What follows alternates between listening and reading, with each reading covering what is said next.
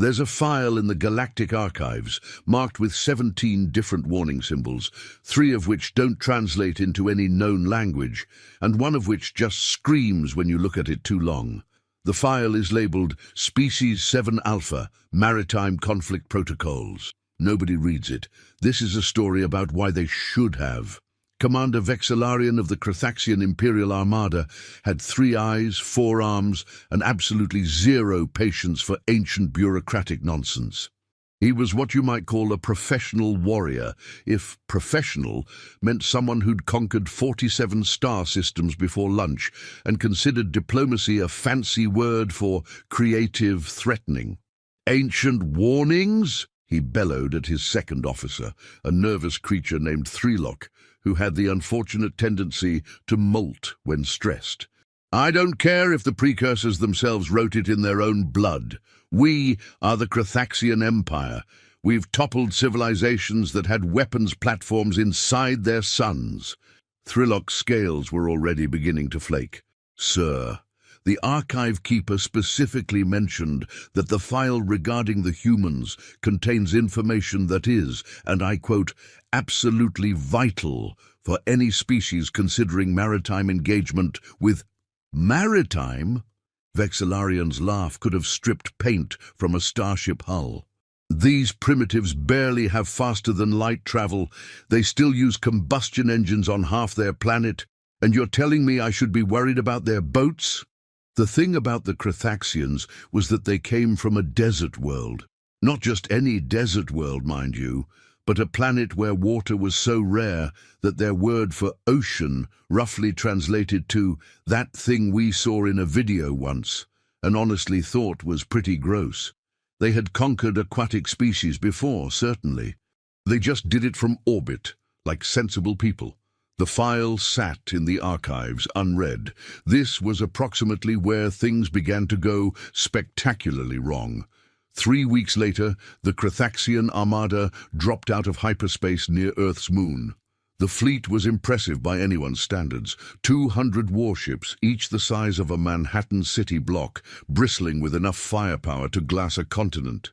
Vexillarian stood on the bridge of his flagship, the Infinite Crusher, which he felt was a modest name, really. "Hail the primitives!" he commanded, adjusting his ceremonial war sash, which had taken 2 servants 45 minutes to tie properly. On Earth, specifically in the Pacific Ocean, the USS Theodore Roosevelt Carrier Strike Group was conducting routine exercises. The commanding officer, Admiral Patricia Kowalski, was a woman who'd spent 30 years in the Navy and had opinions about things appearing unannounced in her operational theater. She was drinking her 4th coffee of the morning when Lieutenant Commander James Riker burst into her ready room. "Admiral, we've got something on sensors. And before you ask, no, I don't know what it is. Yes, I've checked 3 times. And yes, I'm absolutely certain I'm not having a stroke." "Show me," Kowalski said, setting down her mug with the kind of careful precision that suggested someone was about to have a very bad day. The main display showed exactly what Riker had promised. Something. 200 somethings, to be precise, hanging in space like particularly aggressive ornaments. "They're hailing us," the communications officer reported. "Audio only. Their translator seems functional. Put them through." Vexillarian's voice boomed through the speakers with the kind of confidence that typically preceded historically bad decisions. "Primitive inhabitants of the water world, I am Commander Vexillarian of the Crethaxian Imperial Armada. You will surrender your planet immediately, or we will demonstrate the consequences of defiance. You have one of your planetary rotations to comply." There was a very long silence on the bridge of the Theodore Roosevelt. "Did he just call Earth a water world?" someone whispered. Admiral Kowalski leaned forward in her chair. "This is Admiral Patricia Kowalski of the United States Navy. Before we continue this conversation, I need clarification on one point. Are you planning to come down here, or are you planning to do whatever it is you're threatening from UP there?" Vexillarian's mandibles clicked in what might have been confusion. "Down? Obviously we're coming down. What kind of conquest happens from orbit? There's no glory in that. We shall meet you in combat on your planetary surface, specifically on that large, wet area you apparently cover 70% of your world with. Prepare yourselves." The channel cut off. Admiral Kowalski stared at the speaker for approximately 7 seconds. Then she picked up her phone. "Get me Packfleet, then get me the Pentagon. Then get me someone who can confirm I didn't just hallucinate that entire conversation." 12 hours later, in the Galactic Archives, a custodian named Plimtok was doing routine maintenance when he noticed something odd. The file marked Species 7 Alpha Maritime Conflict Protocols was blinking, not the normal blinking that indicated someone was accessing it, but an urgent, rapid blinking that suggested the file itself was trying to get someone's attention. "That's odd," Plimtok muttered, which in the grand tradition of custodians everywhere was exactly the sort of thing you say right before discovering something terrible. He opened the file. The first line was in letters that appeared to be on fire. "If you are reading this because you are about to engage humanity in naval combat, you are already making a mistake of historical proportions." "Oh dear," said Plimtok. The second line was worse. "If you are reading this because you have already engaged humanity in naval combat, may whatever gods you worship have mercy on your soul." "Oh dear," said Plimtok, reaching for the emergency communication crystal. Back on Earth, the Krathaxian fleet was descending. Vexillarian had chosen to land his forces in the middle of the Pacific Ocean, which he considered tactically sound because there was lots of space and no obvious defenses. He was standing on the bridge, watching the blue expanse grow larger on the view screen. "Beautiful, isn't it?" he mused to Thrillock, who was now molting so badly he looked like he was standing in a snowstorm. All that water. Disgusting, really, but strategically insignificant. Just hydrogen and oxygen, nothing to worry about. "Sir," Thrillock ventured carefully, "perhaps we should have read that file." "Nonsense! Files are for bureaucrats and cowards." The Krathaxian battle platforms descended on pillars of anti-gravity, each one a floating fortress, roughly the size of a sports stadium. They settled onto the ocean surface with what Vexillarian considered impressive grace.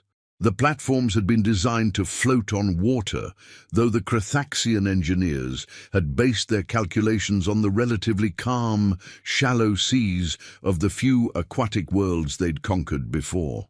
The Pacific Ocean, it turns out, had opinions about floating fortresses. The first platform to touch down immediately tilted 15 degrees to port as a swell passed underneath it. The second platform's landing jets created a wave that capsized a fishing boat 3 miles away.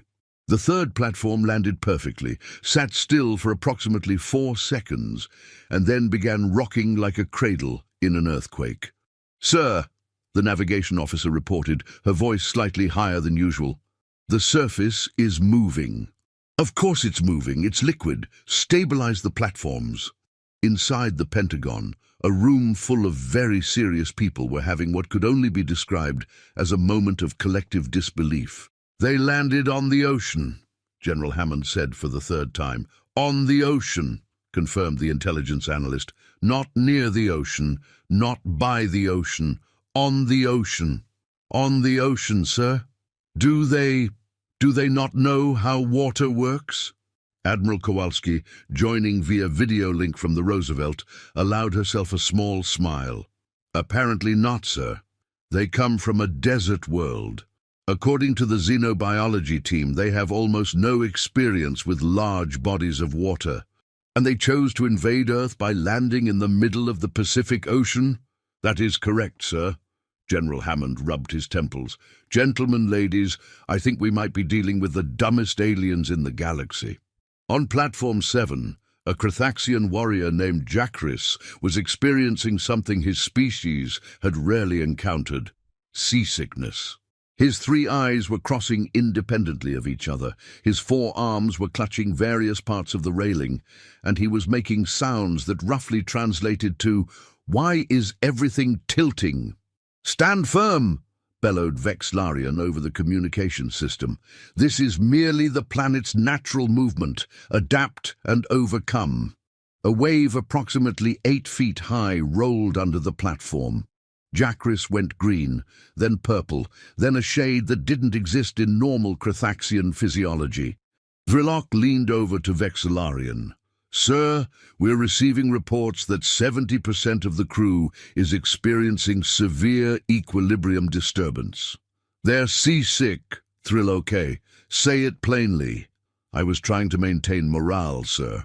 20 miles away, aboard the USS Theodore Roosevelt, Admiral Kowalski was watching the alien platforms through high-powered telescopes and trying very hard not to laugh. The platforms were bobbing like bathtub toys, and even from this distance you could see aliens leaning over railings in poses that suggested their last meal was attempting an escape. "Tactical assessment, Commander Riker." Riker lowered his binoculars. "Ma'am, with all due respect, I don't think we need to do anything. Give them another hour, and they'll surrender just to get off the water." "Noted. But let's assume they're more stubborn than smart. Which, given their choice of landing zone, seems likely. Have the strike group move to intercept position, and get me a line to the submarines." Deep beneath the Pacific, the USS Virginia, a fast attack submarine, received new orders. The captain, Commander David Chen, read them twice. "They want us to do what?" "Surface near the alien platforms and demonstrate presence, sir," his XO reported. "Just surface, not fire, not maneuver, just pop up." "That's what it says, sir." Just Chen considered this. "This is either the easiest mission I've ever had, or the weirdest, possibly both. Take us up." On Platform 3, a Crethaxian sensor operator named Plixnar was having a bad day that was about to get significantly worse. Her console had been beeping urgently for the last 30 seconds, indicating something large moving beneath the water. "Sir," she called to her platform commander. "Something's approaching from below." "Below? There's nothing below us except more water." "Yes, sir, but the water has something in it." The Virginia broke the surface like a breaching whale, water cascading off its black hull. The submarine was 377 feet of nuclear-powered stealth technology, and it surfaced approximately 50 yards from Platform 3 with the kind of dramatic timing that suggested someone in the Navy had a flair for psychological warfare. On Platform 3, Plixnar made a sound that her translator helpfully rendered as, "Oh, sweet merciful void, it has a metal shell." Vexlarian's voice crackled over the comm. "Report! What is that?" It's a vessel, sir. It came from underneath the water." "That's impossible. How can something that large operate underwater?" "Apparently by being there, sir." The Virginia didn't fire. It didn't need to.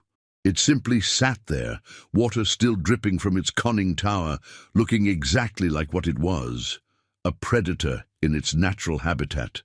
Then it slid backward and dove, vanishing beneath the waves in less than 10 seconds. Vexlarian stared at the empty water where the submarine had been. "They have vessels that travel under the water."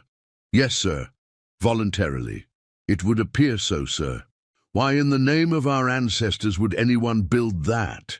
Admiral Kowalski could have explained it to him. Humans had been building submarines for over a century because they'd learned a fundamental truth. The ocean wasn't just an obstacle. It was a weapon, and if you understood how to use it, you could be anywhere, strike from nowhere, and vanish before anyone knew you'd been there. But she didn't explain it to him. Instead, she gave her next order: "Have the carrier air wing launch a flyby. Let's see how they handle noise." Vexlarian was still processing the submarine incident when his audio sensors exploded with sound. 6 FA-18 Super Hornets screamed over the Crethaxian platforms at 500 knots, breaking the sound barrier directly overhead. The sonic booms hit like physical blows.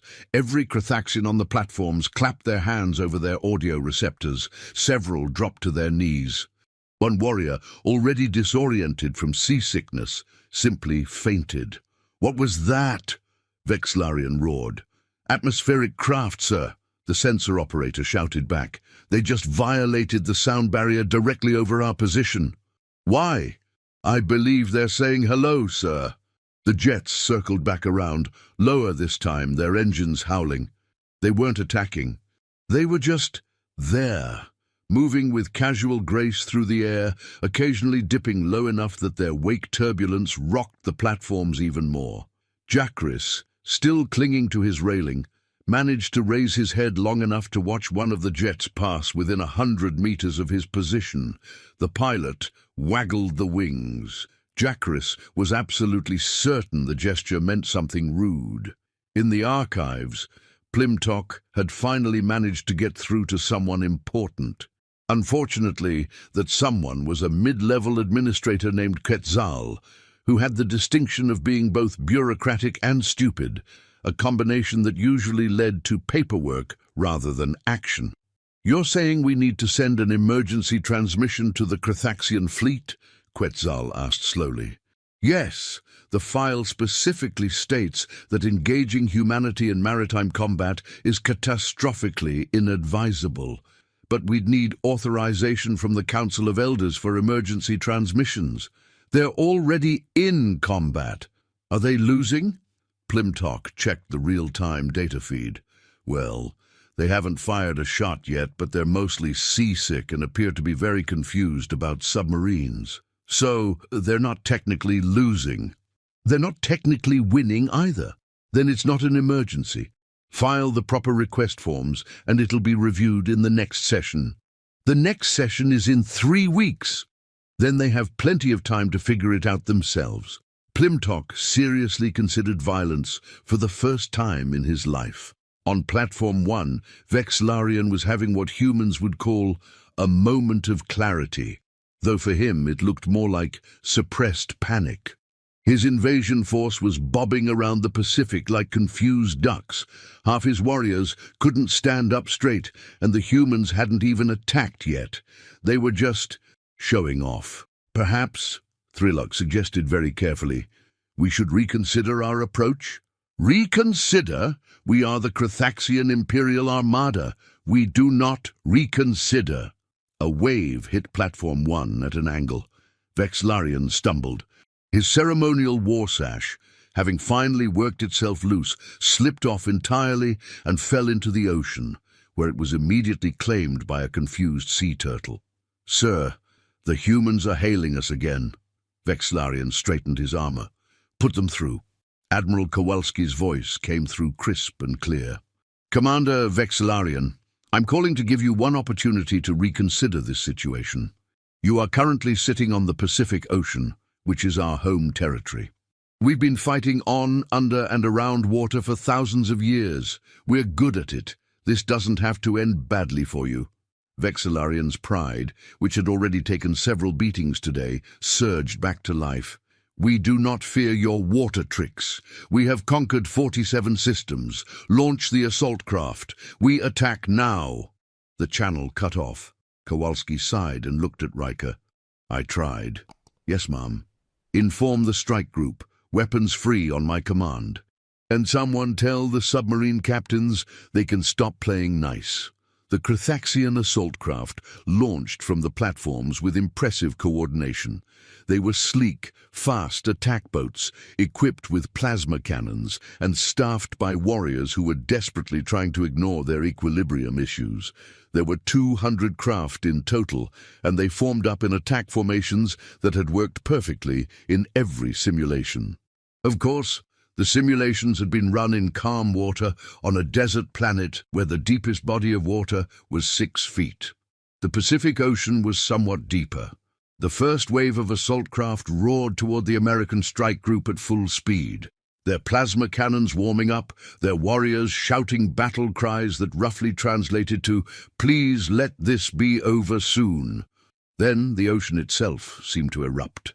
The USS Virginia surfaced again, this time directly in the path of the assault craft. But it wasn't alone.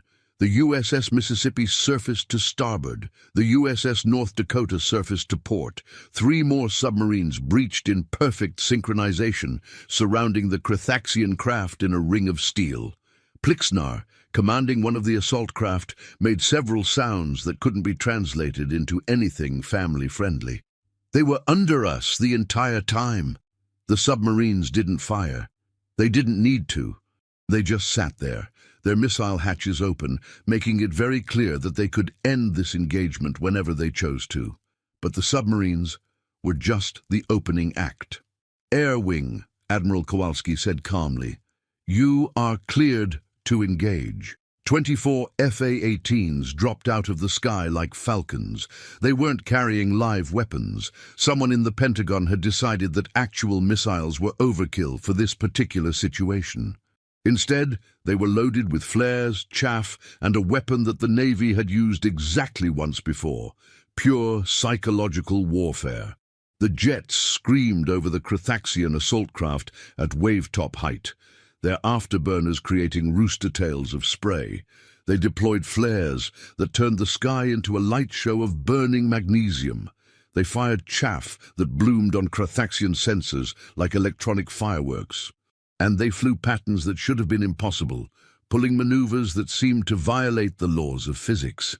One jet, piloted by a woman named Captain Jennifer Crash Kowalski, the Admiral's niece, who had a reputation for being absolutely insane, actually flew under a Crethaxian assault craft, inverted, close enough that her canopy was visible to the aliens above her. She waggled her wings. It definitely meant something rude.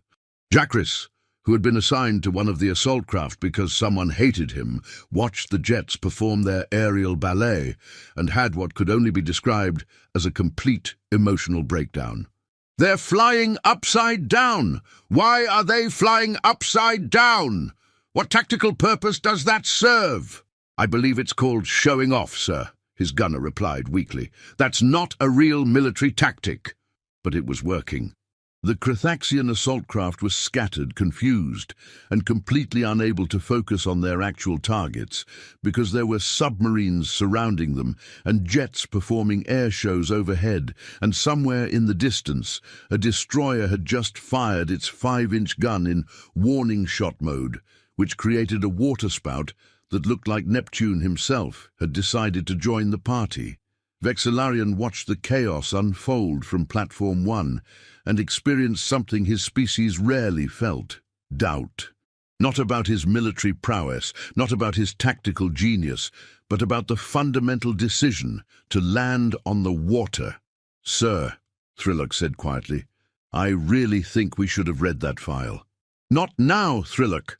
A wave hit Platform 1, then another, then a third that was significantly larger than the previous two. Vexillarian grabbed a support beam and held on as the platform tilted to what felt like 45 degrees.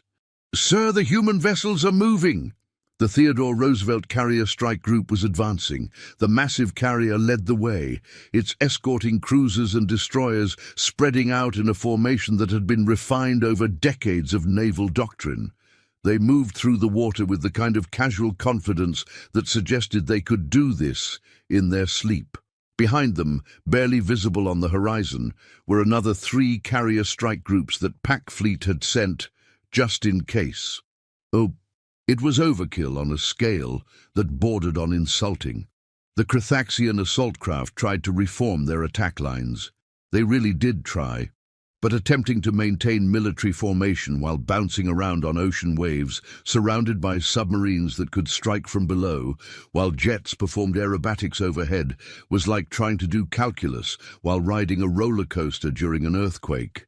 One assault craft fired its plasma cannon in what might have been desperation or might have been an accident. The bolt of superheated energy hit the water approximately 30 feet from the USS Theodore Roosevelt's bow. The water exploded into steam. The shockwave created a wave that actually lifted several Crethaxian craft into the air and dropped them back down at random angles. One landed upside down. Admiral Kowalski's voice came over every communication channel, cold and clear. "Was that a warning shot? Or are we done being polite?" Vexillarian stared at the communication panel. His assault craft were scattered. His warriors were seasick. His platforms were bobbing around like toys in a bathtub, and the humans had just demonstrated that they could end this entire fleet with minimal effort. Pride is a funny thing. It can drive you to greatness, or it can drive you off a cliff. Vexlarian was discovering which one he'd chosen. "All craft," he said slowly.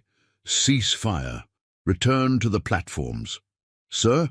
Thrillock sounded shocked. "I said return to the platforms. This engagement is postponed." The Crethaxian assault craft began their retreat, which was even less organized than their advance. Several collided with each other. One got turned completely around and headed toward Japan before its crew realized their mistake. Another just sort of floated there, its crew too seasick to remember how to operate the controls. The American forces watched them go. Nobody fired, nobody pursued. They just let the Crethaxians struggle back to their platforms and contemplate their life choices. Commander Riker lowered his binoculars. "Ma'am, that was almost sad." "Almost," Kowalski agreed, "but probably a valuable learning experience for them." "Should we press the advantage?" "No. Let them sit there and think about what they've done. Besides, I want to see what happens when the first major storm rolls through." Riker checked the weather report. "There's a tropical depression forming about 800 miles east." "Perfect. Mother Nature can tag in for round 2. On Platform 1, Vexlarian was having what humans would call a come-to-reality moment. His warriors were exhausted, humiliated, and several shades of green that weren't healthy. His assault had been repelled without the humans firing a single live weapon. And worst of all, he was starting to suspect that the humans had been gentle with them. "Thrillock," he said quietly, "get me that file." "Sir?" "The file from the archives. The one about engaging humans in maritime combat." "Get it." Thrillock scrambled to comply. It took 20 minutes to establish a secure connection to the archives, navigate through 17 layers of bureaucratic nonsense, and finally download the file marked Species 7 Alpha, Maritime Conflict Protocols. Vexlarian opened it. The first line was still on fire, the second line was still terrifying, but it was the third line that made his blood run cold. The humans call their planet Earth, but it should be called ocean. 70% of their world is water. They evolved on the shores of it. They explored across it. They fought on it for 10,000 years before they even invented radio. They have more words for water than most species have for matter. They build cities that float. They build vessels that dive deeper than some species have ever gone into space. They have weapons that work underwater. They have entire military branches dedicated to water. Do not fight them at sea. Do not fight them on seas. Do not fight them near seas. If you see water and you see humans, leave. Vexlarian scrolled down. The file went on for 300 pages. It was written by the precursors, an ancient species that had vanished millennia ago, but had apparently taken the time to leave very detailed notes about humanity's relationship with water. Page 47 had a helpful diagram labeled Human Naval Evolution that showed progressions from wooden boats to aircraft carriers. Someone had added a note in the margin. They made the boats bigger than some moons. Why would they do this? Page 93 had a section titled Submarine Warfare that was just 3 pages of screaming. Page 142 had a transcript of what appeared to be a naval engagement between humans and another species called the Vothri. The transcript ended with the note, "The Vothri fleet was never found. Human submarines claimed no knowledge. Human submarines are liars." Page 207 had a recipe for something called Navy grog, followed by a warning, "Do not drink this. I repeat, do not drink this. It burned through my sample container." Vexlarian read the entire file. It took him 4 hours. By the end, he was making small whimpering sounds. "Thrillock," he said finally, "we have made a terrible mistake." "Yes, sir." "A mistake of epic proportions." "Yes, sir." A mistake that will probably be taught in military academies for the next 1,000 years as an example of what not to do. Almost certainly, sir. And it's all because I didn't read the stupid file. Threlock, who had been suggesting they read the file for weeks, said nothing. He felt this was the wisest course of action. On the Theodore Roosevelt, Admiral Kowalski was receiving updates from Pac Fleet when her communications officer reported something unusual. "Ma'am, we're getting a transmission from the alien commander. He's requesting a meeting." "Is he surrendering?" "No, ma'am. He's asking if we can meet somewhere that's not on water." Kowalski blinked. "Excuse me?" He specifically mentions that his species has difficulty with large bodies of water and requests that any negotiations take place on stable ground. Riker started laughing. He tried to stop, but couldn't. Several other officers joined him. Within 30 seconds, the entire bridge was struggling to maintain professional composure. Kowalski held up a hand. "Compose yourselves. We're professionals." She waited until the laughter died down. "Inform Commander Vexillarian that we'll meet him on Midway Atoll. It's got solid ground, mostly." "Yes, ma'am." The meeting took place 2 days later. Midway Atoll was a tiny speck of land in the middle of the Pacific, which meant the Crethaxians had to suffer through another water journey just to get there. By the time Vexillarian's shuttle landed, he looked like he'd aged a decade. Admiral Kowalski met him at the landing pad. She'd brought Riker and a Marine honor guard because even when meeting seasick aliens, you maintained protocol. Vexillarian climbed out of his shuttle on wobbly legs. His ceremonial armor was slightly tarnished from salt spray. He looked at Kowalski, then at the ground beneath his feet, then back at Kowalski. "Solid land," he said. "Praise be. Welcome to Midway Atoll, Commander. Shall we talk?" They walked to a small building that had been set up for the negotiations. Vexillarian spent the entire walk looking nervously at the ocean surrounding the atoll, as if it might reach out and grab him. Once inside, sitting at a table that wasn't moving, Vexillarian seemed to regain some of his composure. "Admiral Kowalski, I have come to discuss terms. Terms of surrender? Terms of never coming back here again?" Kowalski raised an eyebrow. "That's unusually straightforward." "I have read the file," Vexillarian said heavily. "The file I should have read before coming here. The file that explains in great detail why engaging your species in maritime combat is a terrible idea. The file that is apparently required reading for every species in the galaxy except mine, because we were too proud to listen to ancient warnings." "Ah, you found the manual." "Manual? It's 300 pages of horror. There's a section about something called depth charges that gave me nightmares. There's a diagram of a submarine that's longer than my flagship. There's a reference to something called an aircraft carrier that one of your admirals apparently used to surf. That was probably Halsey. He was unconventional." Vexillarian put his head in his hands. "We thought we were conquering a primitive world. We thought your water would be insignificant."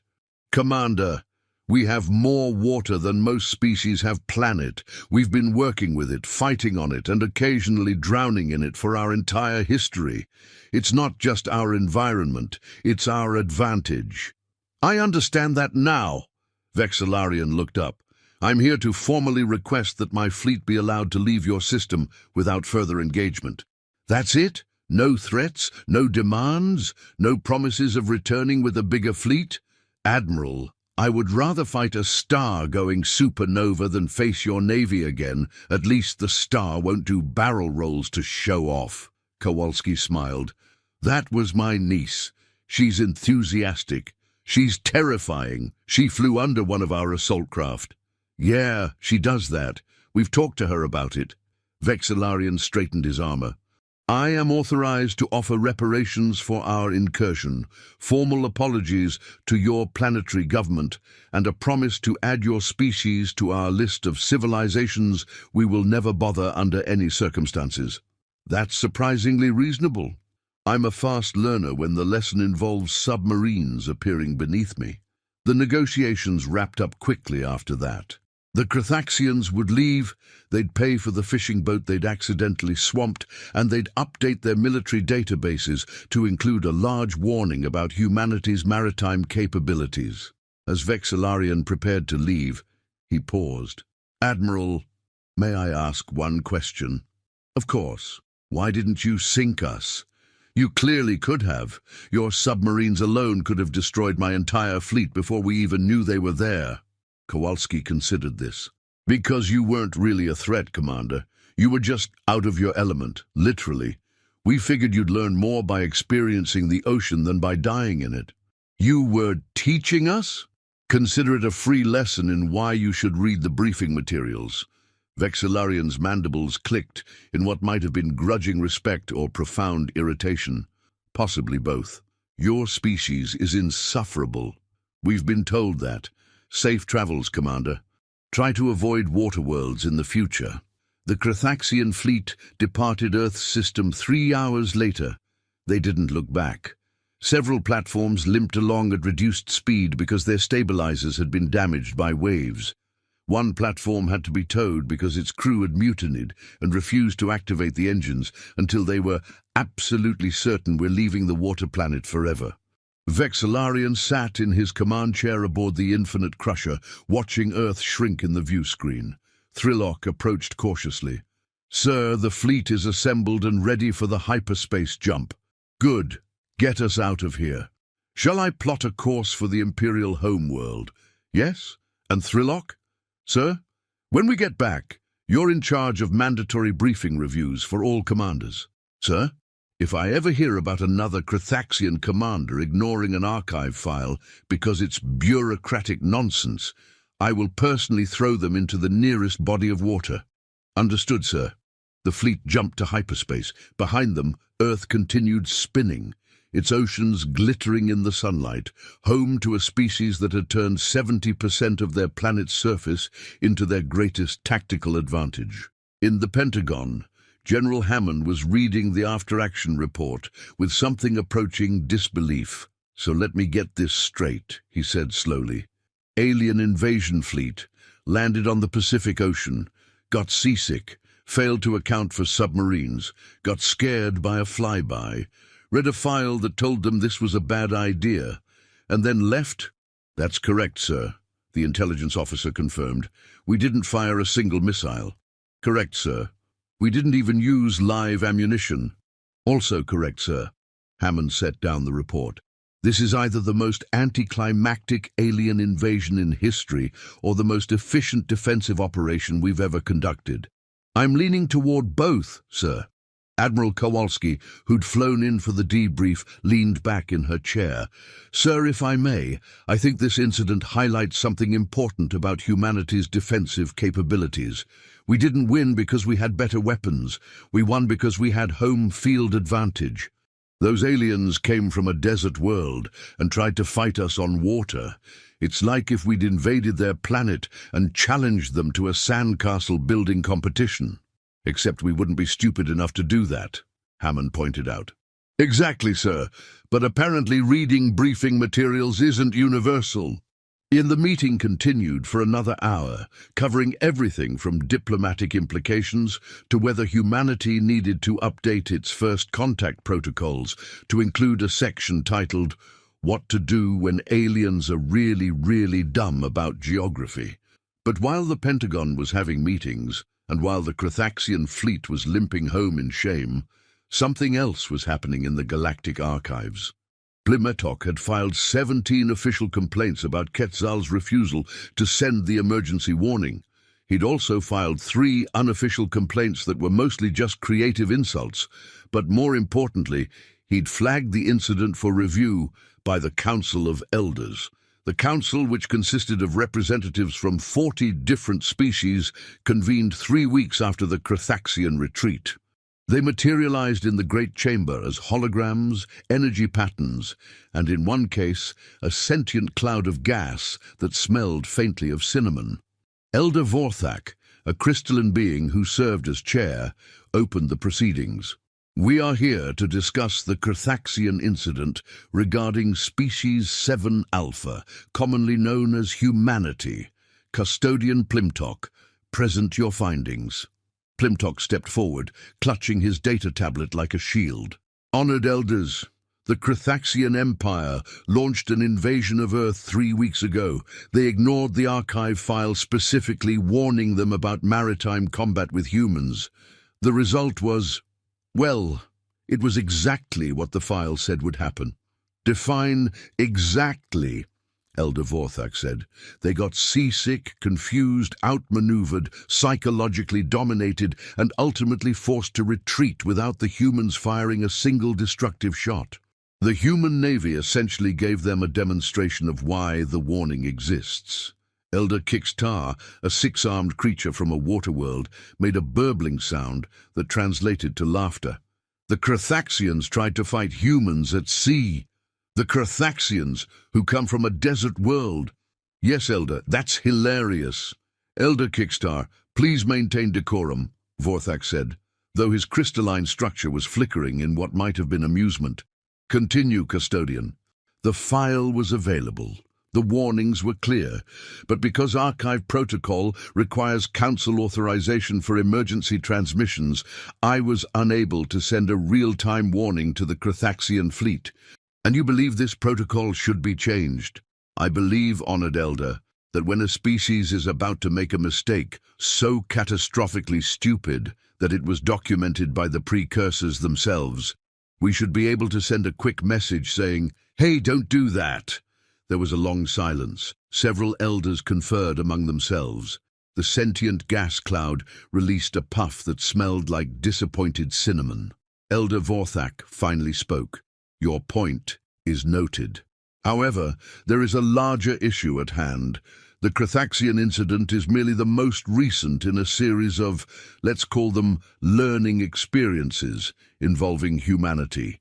We have files on their ground combat capabilities, their aerospace doctrine, their strategic thinking, and now, definitively, their naval supremacy. And yet, species continue to ignore these warnings. Perhaps the warnings should be more prominent, suggested Elder Mixel, a floating jellyfish-like being. They literally scream when you look at them, Plimtok pointed out. How much more prominent can they get? Elder Vorthak's structure brightened. Then we require a different approach. Custodian Plimtok, you are hereby authorized to create a new file classification, Priority Alpha Warnings. These will be transmitted automatically to any species showing military interest in humanity's home system. No council approval needed. Thank you, Elder. I'll begin immediately. Additionally, Vorthak continued, we are updating the original file. The new version will include the Crethaxian incident as a case study, complete with tactical recordings, medical reports of seasickness, and that footage of the human pilot flying upside down under their assault craft. Elder Kixtar burbled again. Can we call it the time the desert warriors tried to fight the ocean people on the ocean? We will not be calling it that. No, but it's accurate. Elder Kixtar, please. Plimtok worked for 6 days straight on the updated file. He included everything, tactical data, sensor recordings, medical reports, and yes, the footage of Captain Kowalski flying inverted under a Crethaxian assault craft, because if a picture was worth 1,000 words, that video was worth 1,000 I told you so's. The new introduction read, Attention! This is a priority alpha warning regarding species 7 alpha, designation humanity. If you are considering military action against this species, please note the following. They live on a water world, 70% water. They are very good at water. Do not fight them on water. Yes, we know you think you're different. No, you're not. Yes, your species has conquered 47 systems. The humans don't care. Yes, your weapons are advanced. The humans have submarines. Do you know what submarines are? They're boats that go underwater on purpose. The humans invented these. The humans like these. The humans will use these on you.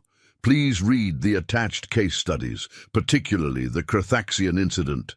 Learn from their mistakes. If you ignore this warning, good luck. You'll need it. Plimtok was rather proud of his work. The file went live in the archives. Within a week, it had been accessed 40,000 times. Within 2 weeks, it had become the most downloaded warning file in galactic history. Within 3 weeks, it had spawned 17 memes, 4 parody songs, and a holographic comedy show called When Warriors Meet Water. The Krathaxian Empire did not find any of this amusing. Vexillarian, upon returning home, had been subjected to what could politely be called a thorough review of his tactical decisions. Less politely, it was called "Explain to the Emperor why you landed our invasion force on an ocean without reading the file that specifically warned you not to do that." The Emperor, whose name was Thraxi Moore, and who had personally conquered 20 systems before taking the throne, listened to Vexillarian's report in silence. When it was finished, he sat motionless for a full minute. "You landed," the Emperor said slowly, "on the water." "Yes, Your Majesty." "Not near the water, on the water."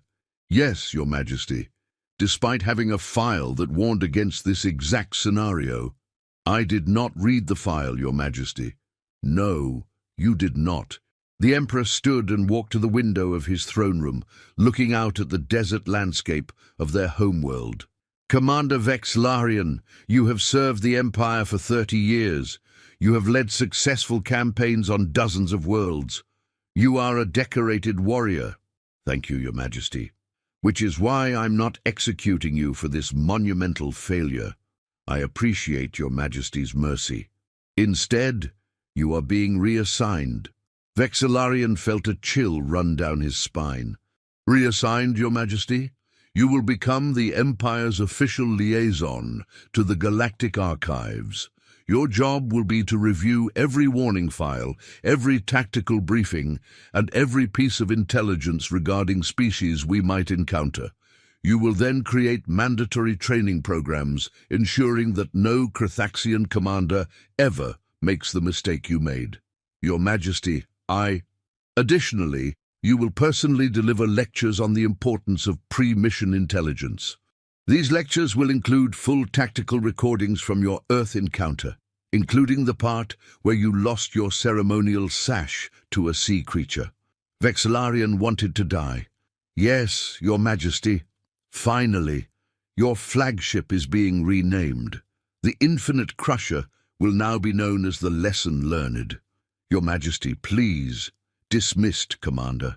Or should I say, Archive Liaison Vexillarian. Try not to ignore any more important files."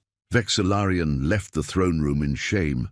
Thrilloc was waiting outside, trying very hard not to look amused. "Not one word," Vexillarian growled. "I wasn't going to say anything, sir." "You're thinking it. Perhaps, sir." 3 months later, Vexillarian stood before a classroom of Krathaxian military cadets, beginning what would become a career-defining lecture series. The title slide of his presentation read, "Why Pre-Mission Intelligence Reviews Can Save Your Life, Your Career, and Your Dignity, a Personal Case Study." The cadets sat in nervous silence as the tactical recordings began to play. They watched the Krathaxian platforms bob on the ocean like toys. They watched warriors succumb to seasickness. They watched submarines surface from the depths like ancient sea monsters. They watched human jets perform aerobatics that seemed to defy physics. And they watched Captain Jennifer Kowalski fly inverted under a Krathaxian assault craft, waggling her wings in what was unmistakably a gesture of supreme confidence. One cadet raised his hand. "Sir, why did the human pilot fly upside down?" "Because she could, cadet. Because she was so confident in her abilities and her element that she could afford to show off." Vexillarian paused. "Never underestimate a species that's so comfortable in their environment that they can afford to be cocky." "Oh," another cadet raised her hand. "Sir, could we have won if we'd used different tactics?" "Cadet, we could have used perfect tactics and still lost. The humans weren't just fighting us. The ocean was fighting us. Every wave, every current, every submarine, every drop of water was working against us. We tried to fight them in their element, and we paid the price. The correct tactic would have been not to engage in the first place. The lecture continued for 3 hours. By the end, every cadet in the room had a new appreciation for pre-mission intelligence. Several had also developed a healthy fear of large bodies of water. As the class filed out, one cadet lingered. "Sir, do you think we'll ever encounter humanity again?" Vexillarian considered this. "I hope not, cadet. Not because they're hostile, but because I don't think my pride could survive another lesson like that one." Meanwhile, on Earth, the incident had become something of a legend. The story of alien invaders who chose to land on the Pacific Ocean and promptly discovered why that was a terrible idea had spread through every naval base, every ship, and every submarine in the fleet. Captain Jennifer Kowalski, who'd performed the inverted flyby, became an instant celebrity. She gave exactly one interview about the incident, during which she was asked why she flew under the alien craft. "Because they were there," she said with a shrug, "and because I wanted to see if I could. And because sometimes you've got to show people, or aliens or whoever, that you're not just good at what you do. You're great at it. You're so great that you can do it upside down just to prove a point." "What point were you proving?" "That if you come to our ocean and try to fight our navy, you're going to have a bad time. Also, I wanted to see the look on their faces. I didn't get to see it directly, but I imagine it was pretty good." The interview went viral. Crash! Kowalski's already legendary status solidified into something approaching mythical. Admiral Patricia Kowalski watched her niece's interview from her office and smiled. She'd written her own report on the incident, which was considerably more professional but no less satisfied. The report concluded with a single sentence: "In any conflict, understanding your environment is as important as understanding your enemy." The Crethaxians forgot this. We didn't need to. 6 months after the Crethaxian retreat, a new species called the Thovians made contact with Earth. They were pleasant, polite, and deeply interested in establishing trade relations. Their ambassador arrived at the United Nations and gave a lovely speech about interspecies cooperation. At the end of the speech, during the question period, a reporter asked, "Ambassador, did your people read the files about humanity before making contact?" The Thovian ambassador's translator device paused, then rendered a sound that was probably nervous laughter. Yes, we did, all of them, twice. All of them. We come in peace, we bring gifts, and we would like to formally state that we have absolutely no interest in challenging humanity to any form of combat, particularly maritime combat, and we think your oceans are lovely from a safe distance." The room erupted in laughter. The ambassador looked relieved. "We also watched the tactical recordings from the Crethaxian incident," the ambassador continued. "Very educational. We especially enjoyed the part with the upside-down flying. We will not be attempting that. We will not be attempting anything that might upset your military. We are here to trade, to learn, and to not make the mistakes that other species have made." "Smart species," General Hammond muttered from his seat in the audience. The Thovian ambassador continued, "We have brought, as a gesture of goodwill, a gift for your Admiral Kowalski. It is a holographic recreation of the Crethaxian platforms bobbing on your ocean, which we understand has become something of a, what is the human term? Ah, yes, a meme among our diplomatic corps." More laughter. The gift was presented to Admiral Kowalski, who accepted it with good grace and only a slight smile. Trade relations were established. The Thovians were pleasant partners who never, ever suggested doing anything near large bodies of water. In the Galactic Archives, Plimtok updated the human files regularly. New entries appeared. Human agricultural practices, human artistic traditions, human diplomatic protocols, and human culinary arts warning contains capsaicin, but the maritime combat file remained the most accessed. Species after species downloaded it, read it, and made the wise decision to not challenge humanity at sea. The file had grown to include not just the Crethaxian incident, but historical data on human naval combat, dating back thousands of years. There were sections on ancient trireme warfare, age of sail tactics, World War submarine campaigns, and modern carrier operations. One particularly disturbing section, added by a researcher with a sense of humor, was titled "Things Humans Have Successfully Attached Weapons To," and included submarines, surface ships, aircraft carriers that served as mobile air bases, individual soldiers who swam underwater with breathing equipment, and in one notable case, a dolphin. The dolphin entry had a footnote. "We're not sure if this was a good idea or a war crime. The humans seem unclear on this point themselves. Regardless, it demonstrates their willingness to weaponize literally anything that can operate in water." Another section, added after extensive research, was titled "Human Relationship with Water, a Psychological Profile." It read in part, "Humans evolved near water. They settled near water. They explored across water. They fought on water. They developed religions around water. They write poetry about water. They create art depicting water. Some humans voluntarily throw themselves into water for recreation, which they call swimming. This is not a species that fears their oceans. This is a species that has made peace with, mastered, and ultimately claimed dominion over 70% of their planet's surface. Do not fight them there seriously. We cannot stress this enough. Just don't." The file had become more than a warning. It had become a testament to human adaptability, ingenuity, and the simple fact that when a species spends 10,000 years learning how to work with water, they get really good at it. 2 years after the Crethaxian incident, the Galactic Council convened to discuss humanity's application to join the greater galactic community. The debate was lengthy, covering everything from economic integration to cultural exchange to military cooperation.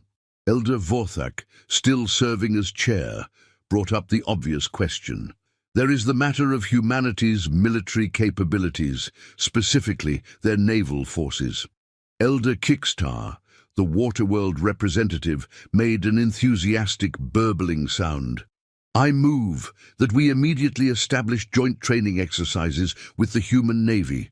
My people could learn so much from them." "Elder Kickstar's enthusiasm is noted," Vorthak said dryly. "But the question stands, are we comfortable admitting a species with such dominant maritime capabilities to the Council?" Elder Mixil floated forward. "Honored Chair, I would point out that humanity's naval prowess is only problematic if you're stupid enough to fight them at sea. The Crethaxians were. We are not. Additionally, humanity has demonstrated remarkable restraint. They could have destroyed the Crethaxian fleet. They chose to educate instead." "They humiliated us," came a voice from the back. It was the Crethaxian representative, a diplomat named Quextar, who was definitely not Vexlarian and was very grateful for that fact. "They gave you a lesson," Kickstar burbled. "There's a difference. They made our warriors seasick. Your warriors landed on an ocean from a desert world. What did you expect?" Vorthak's crystalline structure flashed, calling for order. "The point is made. The question is, does humanity pose a threat to galactic peace?" There was a long silence. Finally, Elder Vorthak himself answered, "No. They pose a threat to anyone stupid enough to challenge them in their element. That is not a flaw. That is a strength, and perhaps one we can learn from. I vote to admit humanity to the Council." The vote was unanimous. Well, almost unanimous. The Crethaxian representative abstained, citing ongoing trauma recovery. When the news reached Earth, there was celebration at the UN, cautious optimism at the Pentagon, and downright smugness at every naval base in the world. Admiral Kowalski, now retired but still occasionally consulted on alien relations, watched the news with Riker, who'd been promoted to captain of his own carrier. "We're part of the galactic community now," Riker said. "We are," Kowalski agreed. "Think anyone else will be dumb enough to challenge us at sea?" "Eventually. There's always someone who thinks they're special. And we'll give them the same lesson we gave the Crethaxians. We'll give them whatever lesson they need, but hopefully they'll read the file first.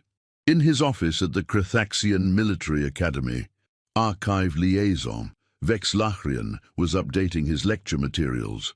He'd received notice that Earth had been admitted to the Galactic Council, which meant his lectures were about to become even more relevant. He added a new slide to his presentation. It showed the Earth from space, that beautiful blue marble with its swirling white clouds. The caption read, "Water World, proceed with respect." Thrilok, who had followed Vex'Lahrian into his new career as an assistant instructor, reviewed the slide. "Do you think they'll listen, sir? Some will, some won't. And the ones who don't will get the same lesson we got. At least we can say we warned them." Small comfort, Thrilok. Small comfort. The years passed. Humanity integrated into the galactic community with surprising grace. They shared their technology, learned from other species, and established themselves as reliable partners in trade, diplomacy, and, when necessary, defense. But they never forgot the Crethaxian incident, and neither did anyone else. The story became legend, then myth, then the kind of tale that parents told their children to teach them about the importance of preparation and respect. And that, alien parents would say, is why you always read the briefing materials. The warning file remained in the archives, constantly updated, constantly accessed. New sections were added as humanity explored their own oceans more thoroughly. Deep sea capabilities, Arctic operations, amphibious assault doctrine. Each new section made the file longer. Each new section made the warning clearer. Do not fight the humans at sea. Just don't. On Earth, in the Naval Academy at Annapolis, a new tradition emerged. Every graduating class of naval officers was shown the tactical recordings from the Crethaxian incident. It had become known as the day the ocean defended itself. The recordings were always preceded by a lecture from a senior officer. The lecture varied in specifics, but the core message remained the same. You are about to see what happens when someone challenges us in our element. Watch carefully. Not because you need to learn how to defeat enemies, but because you need to remember why we train the way we do. The ocean is our home. It's our advantage. It's our weapon. And as long as we respect it, understand it, and master it, anyone foolish enough to challenge us, they will learn exactly what the Crethaxians learned. You don't fight the Navy at sea. You just don't. The recordings would play. The cadets would watch submarines surface, jets perform impossible maneuvers, and aliens discover that seasickness was a universal constant. And somewhere in that footage, every single time, Captain Jennifer Kowalski would fly inverted under an alien assault craft, waggling her wings, reminding everyone that confidence was a weapon too. 10 years after first contact, the Galactic Council commissioned a monument. It was placed in the archive's main hall where every species would see it. The monument was elegant in its simplicity, a holographic display showing a planet that was 70% water, rotating slowly, beautiful and blue. Beneath it, carved in every language spoken in the galaxy, was a single line, "Never fight them at sea."